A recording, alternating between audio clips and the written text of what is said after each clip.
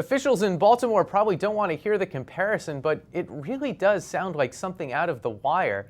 This was the scene in Baltimore today as prosecutors announced the indictment of more than 20 people, including prison guards, in what they're describing as a highly organized and highly effective effort of a prison gang to virtually run the facility that was meant to punish them. The ringleader, an inmate named Tavon White.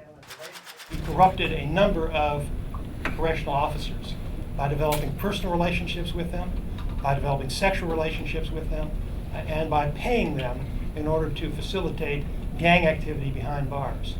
Post local reporter Ann Marimow is in Baltimore. She's been covering this story and try to explain this to us. Basically, the inmates were running this correctional facility. Is that the idea? An indictment was unsealed today for more than 24 people, including 13 female correctional officers, and they're accused of helping a prison gang inside a state prison facility run a very organized, highly complex drug smuggling, money laundering operation from inside the prison.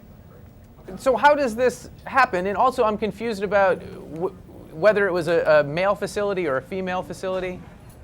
The male facility is the main one, and there was an inmate who's sort of the leader of this black guerrilla family prison gang, and he recruited female prison guards to smuggle in tobacco, marijuana, food, weapons, cell phones into the prison, and then made a lot of money off of it, able to buy BMWs, Mercedes, and in the course of this had personal relationships with the guards as well, and fathered actually 4 children with at least 4 of the prison guards.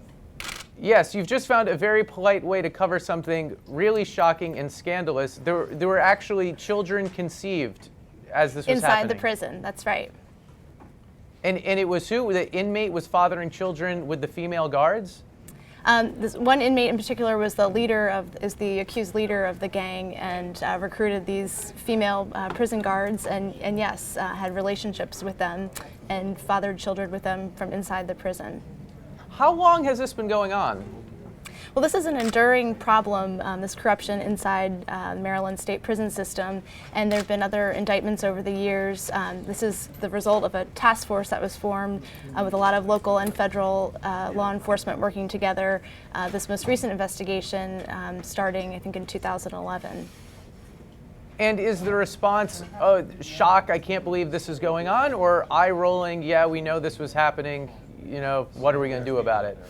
Yeah, I think it's the scope of this that's so surprising, and the way that they sort of systematically recruited the prison guards and had these personal relationships on top of it. There were a lot of wiretaps involved of the cell phones, and in one, this particular inmate, Tavon White, who was the alleged leader, says, "This is my jail, you understand that? I'm dead serious. I make every final call in this jail." So to the extent that the inmates in this case really seem to be running the state prison facility.